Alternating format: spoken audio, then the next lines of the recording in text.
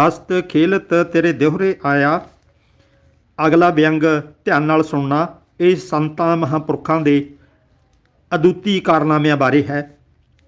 ਬਠਿੰਡੇ ਜ਼ਿਲ੍ਹੇ ਦੇ ਇੱਕ ਕਸਬੇ ਦੇ ਮੋਨੀ ਬਾਬਾ, ਤਿਆਗੀ, ਤਪਸਵੀ, ਬ੍ਰਹਮ ਗਿਆਨੀ, ਜਤੀ ਸਤੀ, ਮੌਨ ਵਰਤ ਰੱਖਣ ਵਾਲੇ ਮਹਾਨ ਸੰਤ ਸੰਗਤਾਂ ਦੇ ਕਲਿਆਣ ਵਾਸਤੇ ਬਠਿੰਡੇ ਸ਼ਹਿਰ ਵਿੱਚ ਪਧਾਰੇ। ਸਾਰੇ ਸ਼ਹਿਰ ਵਿੱਚ ਅਤੇ ਆਲੇ ਦੁਆਲੇ ਦੇ ਪਿੰਡਾਂ ਵਿੱਚ ਸਾਧ ਦੀ ਆਮਦਨ ਬਾਰੇ ਧਾਰ ਪ੍ਰਚਾਰ ਕੀਤਾ ਗਿਆ। ਇਸ ਦੀਆਂ ਮਹਾਨ ਪ੍ਰਾਪਤੀਆਂ ਦੇ ਵਧਾ ਚੜ੍ਹਾ ਕੇ ਕਿੱਸੇ ਸੁਣਾਏ ਗਏ। ਪ੍ਰਚਾਰ ਦੇ ਜ਼ੋਰ ਬਹੁਤ ਭਰਮਾ ਇਕੱਠ ਹੋ ਗਿਆ। ਲੋਕਾਂ ਨੂੰ ਪਿੰਡਾਂ ਵਿੱਚੋਂ ਢੋਣ ਵਾਸਤੇ ਬੱਸਾਂ, ਟਰੱਕਾਂ ਤੇ ਟਰਾਲੀਆਂ ਦਾ ਪ੍ਰਬੰਧ ਅਮੀਰ ਲੋਕਾਂ ਵੱਲੋਂ ਕੀਤਾ ਗਿਆ। ਸੁਆਦਲਾ ਲੰਗਰ ਤਾਂ ਫਿਰ ਸਜਾਉਣਾ ਹੀ ਹੋਇਆ। ਬਹੁਤੇ ਲੋਕ ਤਾਂ ਲੰਗਰ ਛਕਣ ਹੀ ਆ ਜਾਂਦੇ ਨੇ। ਉੱਥੇ ਸੰਤ ਭਾਵੇਂ ਕੁਝ ਵੀ ਸੁਣਾਈ ਜਾਵੇ, ਆਪਾਂ ਨੂੰ ਤੇ ਆਪਣੇ ਢਿੱਡ ਨਾਲ ਮਤਲਬ ਹੈ। ਜਦੋਂ ਸੰਤ ਬੋੜ ਸਿੰਘ, ਇਹ ਕਾਲਪਨਿਕ ਨਾਮ ਹੈ, ਪੰਡਾਲ ਵਿੱਚ ਆਏ ਤਾਂ ਵੇਖ ਕੇ ਸਾਡੀਆਂ ਅੱਖਾਂ ਅੱਡੀਆਂ ਹੀ ਰਹਿ ਗਈਆਂ। ਵਾਹ, ਕਿਆ ਮਾਡਰਨ ਸੰਤ ਹੈ। ਲੰਮੇ ਲੜਾਂ ਵਾਲਾ, ਗੋਲ ਮੋਲ, ਸਿਰ 'ਤੇ ਪੱਗਨੁਮਾ ਮੰਡਾਸਾ ਮਾਰਿਆ ਹੋਇਆ, ਜਿਵੇਂ ਖੇਤਾਂ 'ਚ ਕੰਮ ਕਰਨ ਵਾਲੇ ਕਿਸਾਨ ਮੰਡਾਸਾ ਮਾਰ ਲੈਂਦੇ। ਸਿਆਹ ਕਾਲੇ ਰੰਗ ਵਾਲਾ ਲੰਮਾ ਚੋਲਾ ਪਹਿਨਿਆ ਹੋਇਆ, ਚੋਲੇ ਦੇ ਗਲਾਮੇ 'ਤੇ ਸੁਨਹਿਰੀ ਕਢਾਈ ਕੀਤੀ ਹੋਈ, ਸੋਨੇ ਦੇ ਬਟਨ ਲੱਗੇ ਹੋਏ। ਸਾਧ ਦੀ ਸਰੀਰਕ ਦਿੱਖ ਅਤਿਅੰਤ ਪ੍ਰਭਾਵਸ਼ਾਲੀ ਸੀ, ਪਰ ਸਭ ਤੋਂ ਵੱਧ ਸੰਗਤਾਂ ਲਈ ਖਿੱਚ ਦਾ ਕੇਂਦਰ ਸਨ ਸੰਤ ਦੀਆਂ ਬਾਡੀਗਾਰਡ ਕਮ ਸੇਵਾਦਾਰ ਸੁੰਦਰ ਨੌਜਵਾਨ ਲੜਕੀਆਂ ਦਾ ਜਥਾ। ਸਾਰੀਆਂ ਨੇ ਇੱਕੋ ਜਿਹੀਆਂ ਵਰਦੀਆਂ ਪਹਿਨੀਆਂ ਹੋਈਆਂ ਸਨ। ਜਿਹੜਾ ਇੱਕ ਵਾਰੀ ਵੇਖੇ ਇਹਨਾਂ ਲੜਕੀਆਂ ਵੱਲ ਅਤੇ ਸਾਧ ਵੱਲ ਵੇਖਦਾ ਹੀ ਰਹਿ ਜਾਵੇ। ਕਿੰਨੀ ਮਹਾਨ ਕਰਨੀ ਵਾਲਾ ਸੰਤ ਹੈ, ਜਿਸ ਨੂੰ ਰੱਬ ਨੇ ਸੇਵਾ ਵਾਸਤੇ ਇੰਨੀਆਂ ਸੋਹਣੀਆਂ ਨੌਜਵਾਨ ਲੜਕੀਆਂ ਬਖਸ਼ੀਆਂ ਹੋਈਆਂ ਨੇ। ਤੇ ਸਾਰਿਆਂ ਦੇ ਜਿੱਧਰ ਵੀ ਉਹ ਬਾਬਾ ਬੈਠੇ ਜਾਵੇ, ਉਧਰ ਹੀ ਧਿਆਨ ਸਾਰਿਆਂ ਦਾ ਖਿੱਚਿਆ ਜਾਵੇ। ਸੰਤ ਬੋੜ ਸਿੰਘ ਬੜੀ ਸ਼ਾਨੋ ਸ਼ੌਕਤ ਨਾਲ ਆ ਕੇ ਸਟੇਜ 'ਤੇ ਬਿਰਾਜਮਾਨ ਹੋ ਗਿਆ। ਕੁਝ ਪਹਿਰੇਦਾਰ ਲੜਕੀਆਂ ਸਟੇਜ ਦੁਆਲੇ ਖਲੋ ਕੇ ਰਾਖੀ ਕਰਨ ਲੱਗੀਆਂ ਤੇ ਕੁਝ ਸੰਗਤ ਨੂੰ ਥਾਂ ਥਾਈਂ ਬਿਠਾਉਣ ਲਈ ਅਗਵਾਈ ਕਰਨ ਲੱਗ ਪਈਆਂ। ਕੀਰਤਨ ਬੰਦ ਹੋ ਗਿਆ। ਬੋੜ ਸਿੰਘ ਚੇਲੀਆਂ ਦੀ ਧਾੜ ਲੈ ਕੇ, ਵਾਜੇ ਢੋਲਕੀਆਂ ਤੇ ਚਿਮਟੇ ਲੈ ਕੇ ਲੱਗ ਪਏ ਬਾਣੀ ਦੀ ਜੜ ਪੁੱਟਣ। ਇਹ ਕੀਰਤਨ ਨਹੀਂ ਕਰ ਰਹੇ ਸਨ, ਸਗੋਂ ਕੱਚੀਆਂ ਪਿੱਲੀਆਂ ਕਵਿਤਾਵਾਂ, ਜਿਹਨੂੰ ਅਖੌਤੀ ਧਾਰਨਾਵਾਂ ਕਹਿੰਦੇ ਨੇ, ਸੰਗ ਪਾੜ ਕੇ ਗਾ ਰਹੇ ਸਨ। 10 ਕੁ ਮਿੰਟ ਮਗਰੋਂ ਮੂਡ ਜਿਹਾ ਬਣਾ ਕੇ ਬੋੜ ਸਿੰਘ ਨੇ ਸਾਜ਼ ਬੰਦ ਕਰਕੇ ਆਪਣੀ ਨਿਵੇਕਲੀ ਕਥਾ ਸ਼ੁਰੂ ਕਰ ਦਿੱਤੀ, ਜਿਸ ਦਾ ਕੁਝ ਸੰਖੇਪ ਸਾਰ ਇਉਂ ਹੈ ਜੋ ਮੈਂ ਤੁਹਾਡੇ ਸਾਹਮਣੇ ਰੱਖਣ ਲੱਗਿਆ। ਸਾਧ ਸੰਗਤ ਜੀ, ਇੱਕ ਦਿਨ ਭਾਈ ਮਰਦਾਨਾ ਬਾਬਾ ਨਾਨਕ ਜੀ ਨੂੰ ਪੁੱਛਣ ਲੱਗਿਆ ਕਿ ਮਹਾਰਾਜ, ਤੁਹਾਡੀ ਬਾਣੀ ਵਿੱਚ ਮਾਇਆ ਦਾ ਬਹੁਤ ਵਾਰੀ ਜ਼ਿਕਰ ਆਇਆ ਹੈ। ਇਹ ਮਾਇਆ ਕਿਸ ਬਲਾ ਦਾ ਨਾਮ ਹੈ? ਕਿਰਪਾ ਕਰਕੇ ਮੈਨੂੰ ਵੀ ਦੱਸ ਦਿਓ।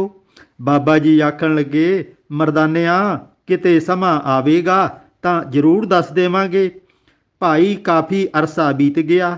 ਇੱਕ ਦਿਨ ਗੁਰੂ ਨਾਨਕ ਅਤੇ ਮਰਦਾਨਾ ਜੰਗਲ ਵਿੱਚੋਂ ਦੀ ਲੰਘੇ ਜਾ ਰਹੇ ਸਨ। ਗੁਰੂ ਜੀ ਤੇਜ਼ ਕਦਮੀ ਤੁਰਦੇ ਕਾਫੀ ਅੱਗੇ ਨਿਕਲ ਗਏ। ਮਰਦਾਨਾ ਪਿੱਛੇ ਰਹਿ ਗਿਆ। ਪਿੱਛੇ ਆ ਰਹੇ ਮਰਦਾਨੇ ਨੂੰ ਰਸਤੇ ਵਿੱਚ ਸੋਹਣੀ ਮਲੂਕ ਨਿੱਕੀ ਬਾਲੜੀ ਰੋਂਦੀ ਮਿਲ ਗਈ, ਇੱਕ ਲੜਕੀ। ਮਰਦਾਨੇ ਨੇ ਪੁੱਛਿਆ, ਗੁੱਡੀ ਰੋਂਦੀ ਕਿਉਂ ਹੈ ਭਾਈ? ਤੇਰੇ ਨਾਲ ਦੇ ਕਿੱਥੇ ਨੇ?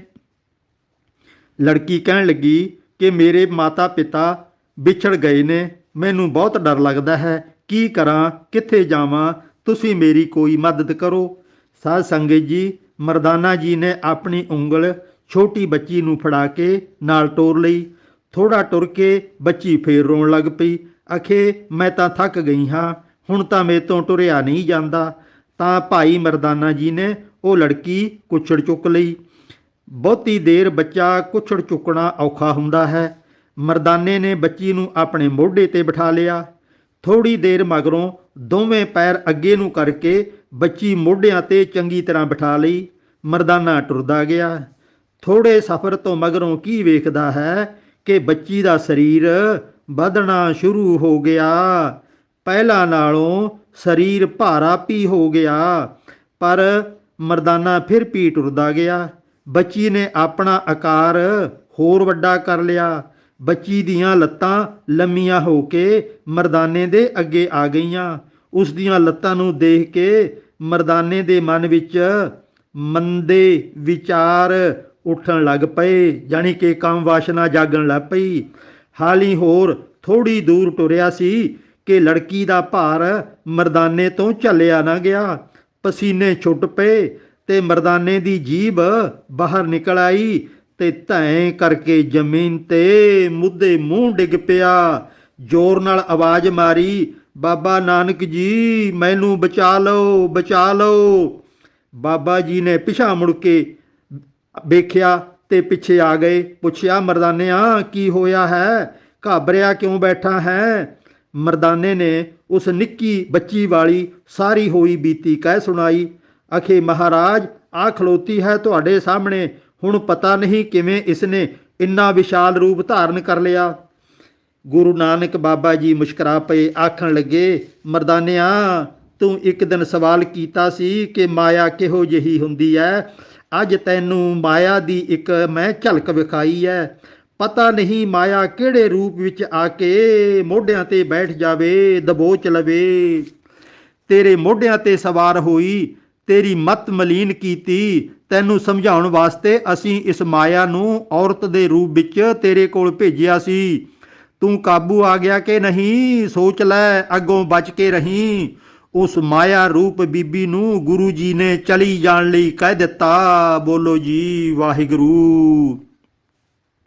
ਇਸ ਤੋਂ ਬਾਅਦ ਥੋੜੀ ਦੇਰ ਚਿਮਟੇ ਢੋਲਕੀਆਂ ਖੜਕਾ ਕੇ ਸਾਧ ਨੇ ਪ੍ਰੋਗਰਾਮ ਦੀ ਸਮਾਪਤੀ ਕਰ ਦਿੱਤੀ। ਪੰਡਾਲ ਦੇ ਨੇੜੇ ਵਾਲੇ ਘਰ ਸਾਧ ਜਥੇ ਸਮੇਤ ਆਪਣੇ ਸ਼ਰਧਾਲੂਆਂ ਦੇ ਘਰ ਚਲਾ ਗਿਆ। ਅਸੀਂ 10-12 ਮਿਸ਼ਨਰੀ ਸਿੰਘ ਉਸ ਦਾ ਪਿੱਛਾ ਕਰਦੇ ਹੋਏ ਉਸੇ ਘਰ ਵਿੱਚ ਤੁਰੰਤ ਪਹੁੰਚ ਗਏ ਕਿ ਸਟੇਜ ਤੇ ਆਖੀਆਂ ਗੱਲਾਂ ਦਾ ਜਵਾਬ ਮੰਗਾਂਗੇ, ਜਵਾਬ ਦੇ ਕੇ ਜਾਵੇ। ਇਸ ਬੂਬਨੇ ਸਾਧ ਨੇ ਭਾਈ ਮਰਦਾਨਾ ਜੀ ਅਤੇ ਗੁਰੂ ਨਾਨਕ ਬਾਬਾ ਜੀ ਦੀ ਭਰੀ ਸੰਗਤ ਦੇ ਵਿੱਚ ਤੌਹੀਨ ਕੀਤੀ ਹੈ। ਕਾਲੀਆਂ ਦਸਤਾਰਾਂ ਵਾਲੇ 10 ਨੌਜਵਾਨਾਂ ਨੂੰ ਆਏ ਵੇਖ ਕੇ ਘਰ ਵਾਲੇ ਘਬਰਾ ਗਏ। ਸਾਧ ਨੂੰ ਖਾਸ ਤਰ੍ਹਾਂ ਤਿਆਰ ਕੀਤੇ ਕਮਰੇ ਵਿੱਚ ਉਹਨਾਂ ਨੇ ਬਿਠਾ ਦਿੱਤਾ ਸੀ।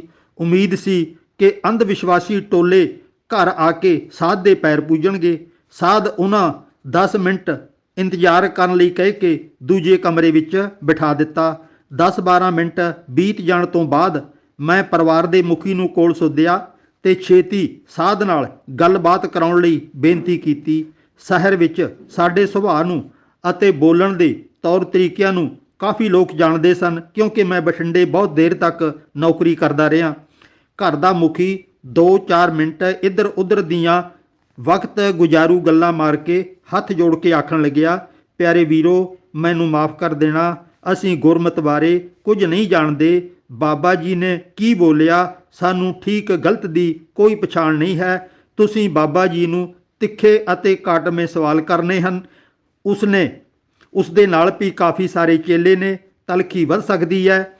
ਆਪਣੇ ਘਰ ਨੂੰ ਜੰਗੇ ਮੈਦਾਨ ਬਣਨ ਤੋਂ ਬਚਾਉਣ ਵਾਸਤੇ ਬਾਬਾ ਜੀ ਨੂੰ ਦੂਜੇ ਦਰਵਾਜ਼ੇ ਰਾਹੀਂ ਅਸੀਂ ਫੌਰੀ ਤੌਰ ਤੇ ਚਲੇ ਜਾਣ ਲਈ ਕਹਿ ਦਿੱਤਾ ਹੈ। ਬਾਬਾ ਸਾਰੇ ਚੇਲਿਆਂ ਤੋਂ ਬਿਨਾਂ ਹੀ ਫੁਰਤੀ ਵਿਖਾਉਂਦਾ ਹੋਇਆ ਸਮੇਂ ਦੀ ਨਿਜਾਕਤ ਭਾਂਪ ਕੇ ਗੱਡੀ ਵਿੱਚ ਜਾ ਬੈਠਾ ਤੇ ਗੱਡੀ ਧੂੜਾਂ ਪੁੱਟਦੀ ਉਸ ਦੇ ਡੇਰੇ ਵੱਲ ਰਵਾਨਾ ਹੋ ਗਈ।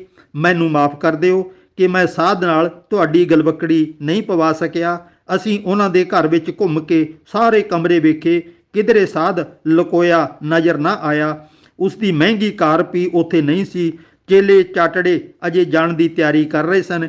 ਇਸ ਤੋਂ ਮਗਰੋਂ ਅਸੀਂ ਭਰੇ ਮਨ ਨਾਲ ਵਾਪਸ ਆਪਣੇ ਆਪਣੇ ਟਿਕਾਣਿਆਂ ਵੱਲ ਚਾਲੇ ਪਾ ਦਿੱਤੇ।